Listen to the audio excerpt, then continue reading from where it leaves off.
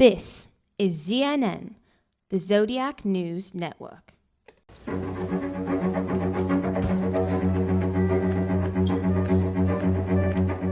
And action. Well, welcome back to Zodiac News Network, episode 10. I am your host, Dr. Lawrence D'Antonio, and we've got Jethro in the director's chair. Yes, we do. And as you know, Jethro, it was quite a weekend. Really? Because I heard a little rumor, well, I heard something that my wife had an affair with your best friend. Yeah, you heard right, Jethro, and I'm telling you, it really struck home. Really felt it, hurt bad. Really? Yeah, I mean, what can I tell you? I kind of feel good about this. I figured you would. It's payback time, isn't it? Yep. Here I am having an affair with your wife, and what does she do? She goes and has an affair with my best friend. Yep. I was floored. I didn't, I went crazy. It was a bad time. Still a bad time. Still reeling. Mm-hmm. It was her birthday, and you know how she gets on her birthday. So Yeah. I snuck home early, and I had flowers and chocolates, and I figured, well, I'll come home early and surprise her. And unfortunately, I was the one who was surprised. I came in the door, and I was in the kitchen, rushed in, and I was stunned. I couldn't believe it. There she was in bed, going at it with my best friend. I went crazy, Jethro. I really I would too. I know how you feel. I went absolutely crazy, and I grabbed the shotgun, and I was going to waste both of them, and then I thought, wait, why should I go Arthur Leigh Allen on these people and go to prison? This is not, it's your wife. What does she mean to me? Of course, my best friend was very upsetting, but I grabbed her and I threw her out of the house naked. You probably saw her when she came home.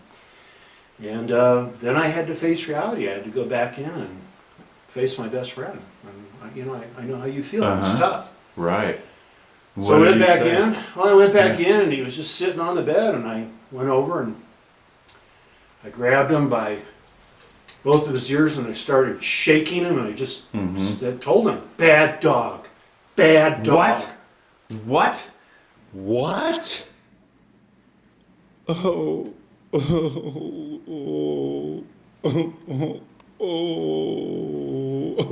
He's a good dog. Hey, I got to go out of town this weekend. Can you still walk him at the park for me? Oh, sure. I guess so. Oh, great. Good. Well, let's get to the picture. Okay. Okay, well, we got to the pictures, Jeff, but first we got a big breaking announcement I want to make. As you know, this is incredible. Good news. Hollywood has come to Tucson. Wow. For those of you out there who have been watching Zodiac News Network, you're smart because so has Hollywood. We were contacted by a Hollywood producer, and we wrapped a documentary on March 31st. A bigger production company came in, and they want to turn it into a short film, so we're going to do a little bit more filming. It should be out June, July, something like that. In process of editing it. Yeah, they just got it. And it's already been accepted by some major film festivals. This is great news. Great news. They wouldn't have spent this kind of money if what you were seeing was phony in any way. So that's our big announcement. Number two, we were showing you some pictures that as I was talking, we're going to get into those pictures, and we're going to start off with our friend Arthur Leigh Allen and his buddy on a fishing trip or scuba diving. Yeah, the first thing, I want people to look at, the reason I know Arthur Leigh Allen had this photo is if you look to the side of his friend Leonard, I believe that's his name, you see a lot of waxiness. You can guess what that waxiness is. Let's get to the next picture. Okay. So the next picture here, Jeff, is off to the side of Leonard. Clearly, we've got some tan color. Right. And it's not the greatest of faces, but if you look carefully, you can see two eyes. I could spend a lot more time developing it, but I don't want to because of this picture. This picture is Arthur Leigh Allen. We've kind of honed in at his belt buckle. And if you look closely, what do you see? Rest in peace. R.I.P. Right. Over his right hip, we've got R.I.P., and you can read it. What do you see over his belt buckle?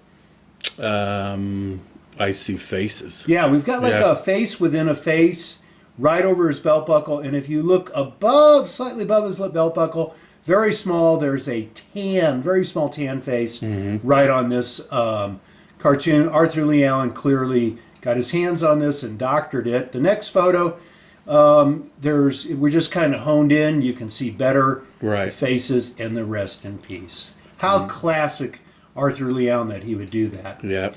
The next photo that we're going to talk about today is a letter we've talked about already, the one that kind of really surprised us.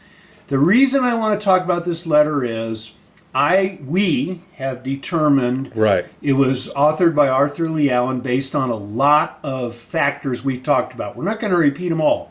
Right. But the main thing here that I said when I talked about this letter is it time appropriate? Yes. If it was found yesterday, I would not say it was Arthur Leigh Allen, because people now know how to put, they could put faces on any document and try and fool me. Oh, it's got faces. This was apparently seized by the Los Angeles County Sheriffs. It's time appropriate. It was authored by Arthur Leigh Allen. It's time appropriate. The next photo we're going to go to is a couple of the faces that are on that picture. You can see them there. Yep. How about that, Jethro? Yep. Yep, a row of faces. These hard to see the faces, but they're there, and I don't want to spend the time to develop them anymore. Right. Since we're done with the document. There's just another one. The faces are a wee bit better. This photo, though, is getting... There's another one. This one is getting a little interesting. This photo is the Channel 9 News. Now, Right. the handwriting experts said that they did not think it was real. Phony, counterfeit, right? Right. Okay, and what percentage of handwriting experts, what's their percentage of correctness? I thought it was like 70%. You are correct. And so we took a look at this, and of course we looked at the envelopes, and we look for the oil staining. What else?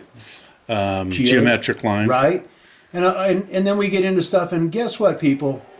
This letter, if you look at this, is clearly Zodiac. All you have to do is look at the envelope. We've got the oil staining, we've got geometric designs, and we've got some faces in there. The Channel 9 newsletter was authored by Arthur Leigh Allen. The reason that is significant is because in both of the letters we just talked about, they're Manson related. In the Channel 9 newsletter, he wants to kill who? Oh, yeah, Susan Atkins. Susan Atkins, right. And he's got a real hard-on for her. She's already in prison, and he wants her dead. It's 1978. In the other letter, he's talking about Tex Charlie, blah, blah, blah. Right. Why is Arthur Leigh Allen talking about Manson stuff? That doesn't, that's where it gets a little confusing. Right. Let's cut while I fix the photo. All right, the next photo is, of course, we're going to talk about Escape from Alcatraz. And who are we talking about? These three guys, the Anglin brothers and Frank Morris. Remember them? Yep. Good movie. And the reason we're talking about them, and there's Alcatraz, is this letter. This letter was sent to the Marshal Service in 2013. They forwarded it to the FBI. It says, my name is John Anglin. I escaped from Alcatraz. My brother's dead, blah, blah, blah, blah, blah, blah. And it's, they're trying to lead people to believe that the Anglin brothers made it. Well, unfortunately, what do I do when I get a letter? Look at all the data. And what do we see right off the bat? Oil staining. And what can you just barely see off to the side of the oil staining? Faces. Right. This letter is a hoax letter, but flattery is the greatest. Imitation is the greatest form of flattery. Somebody who's been listening to my work for 9 years Right. went ahead and wrote a letter, put a lot of work into it to get the handwriting, and put faces all over it. It's a phony. Nice try. Good idea. What do you see there? Duplication. Yeah, and what do you see right here? Oil What's on staining. this? And what are those? Faces. A row of faces. Yeah. So the John Anglin letter is probably from a guy, there's another one, who follows my work. He's probably a Zodiac on the Zodiac websites. And he created this letter, and it was I think, a pretty good little hoax. Mm-hmm. Unfortunately, I've already notified the the FBI, and they knew that there was a lot wrong with that letter. Now, Right. this really good-looking young guy, who do you think that is? That is Arthur what? What's No. the guy from Mad Magazine? Alfred Alfred E. Newman. Newman, right? That's the real. This is the model from Alfred E. Newman. That's the guy that Mad Magazine modeled. Actually, no, it's that guy. It's Charles Manson. Why are we talking about Charles Manson? Ooh, I went too fast. Well, we're talking about Charles Manson because we are intrigued by two letters, and we did some study of Arthur Leigh Allen. Right. I'm sorry, of Charles Manson, and we have been contacted by a Hollywood bigwig. That's all I'm going to say. Who asked me to look at those photos, and they were stunned that I told him that Arthur Leigh Allen authored those letters.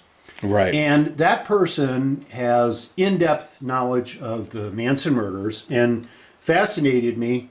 I didn't know that Charles Manson was not at the murder scenes. He went into both scenes after the murders to make sure they were the way he wanted. Right. And he went into the La Bianca before and then left. Now that's interesting because these scenes are gruesome and they're way beyond a bunch of hippie girls, 3 hippie girls and one guy.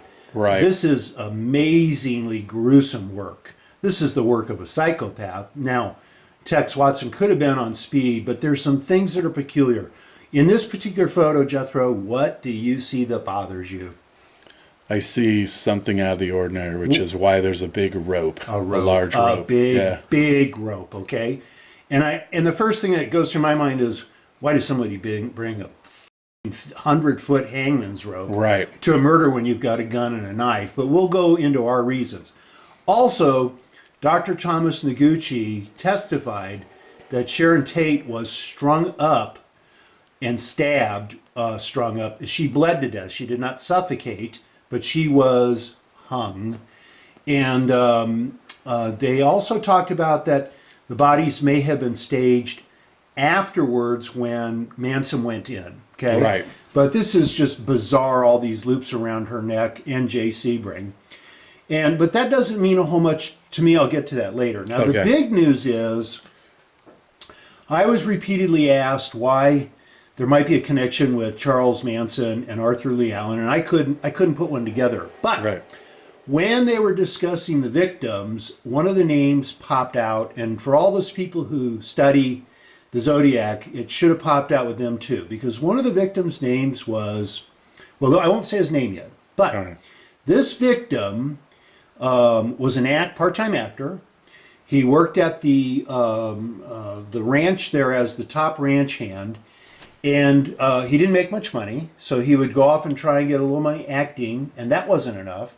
And he also would go up to Vallejo, California, the home of Arthur Leigh Allen. Correct. And he worked at the Leslie salt mine for a month or two and then would come back. And he used to do that fairly often. Well, we happen to know that Arthur Leigh Allen also worked at the Leslie salt mine. Gee, what a coincidence. And he lived in Vallejo. What a coincidence. That doesn't mean much. But if you go back and you review the little girl's testimony who got Arthur Leigh Allen fired from the Calaveras School District, she talks about Lee going out to the dump and backing his car up and throwing beer bottles, and then he would molest her. But she also mentions that Lee had a friend who worked at the dump who let him in and do that, and his name was Shorty. How many people do you know who have a nickname of Shorty? Not many. No. How many people work at the Leslie salt mine? What a coincidence that is. And when will you see, things are looking interesting. So I was asked to look at the crime scenes, and we've talked about this before. Remember, Arthur Leigh Allen wanted to be a detective. He knew that crime scene photographers would take pictures. Right. But would they put a picture of bloody Sharon Tate on the front page of the... No. Are they going to put a picture of Jay Sebring? No. So where does the Zodiac put his faces? The car, the victim's car, walls where he wrote, and sure enough, we have 2 pictures of crime scene. One is the refrigerator at La Bianca, Helter Skelter, and the other is a wall at the Tate residence, okay? And they wrote something about piggies. I don't remember what it is. Well, that's where I look for the faces, because he knows they're going to take pictures. That's where he puts his slaves. These are, if you haven't figured it out now, these faces are his slaves. Right. And this photograph really disturbed me because what is one of the characteristics of the Zodiac letters, Arthur Leigh Allen, when he writes words? What does he frequently do? Misspells words. Correct. And notice that Helter is misspelled. Now, did he write it? Did one of the girls write it? Well, one of the girls testified, but was he giving directions? I don't know. I wasn't there. But H-E-A, that A should not be there. That tells me, that's my clue. This right below the H-E-A or right above is where I look for faces. And let's see what kind of photos we're going to show people. What do you say? Now, I'm not going to make a judgment because I'm not going to say it. What do you say underneath the Helter? A face. Okay, do you see like a round sphere or a sphere? Okay, I'm not going to say a whole much more about it, but we've got something that should not be there, and it's there. Let's go to the next picture, which is one of the walls. This is just a wall where the plug is. There was a lot of oil on that wall or grime, and guess what we got? We're right below the word piggy, and what do we have? Do we have faces. Any of those funny lines we talked about, transverse lines? Do we have anything that looks like a human face to you? What do you see? Do you see any eyes? Yep. Do you see a mouth? Yeah. See a head of hair? Yep. Yeah. I mean, I'm not going to say anything. Do you see any other things that look like faces there? I do. You guys at home can draw your own conclusions, but this is getting really weird. This is just another photograph. Now, I promised you guys a treat. I told you that the crowned head of Kilroy was on one of the Riverside documents. Here's the confession letter. What do we have right above the word confession? We have you tell me, what do you see? Kilroy face. Okay, do you see a crowned With head? the nose, yep. Crowned head, nose. Do you see two eyes with pupils? Yep. Right on. There's the note that excused him from work. Right. And what have we got? Crowned head, eyes. We've got Kilroy. Right. Pretty darn interesting, isn't it?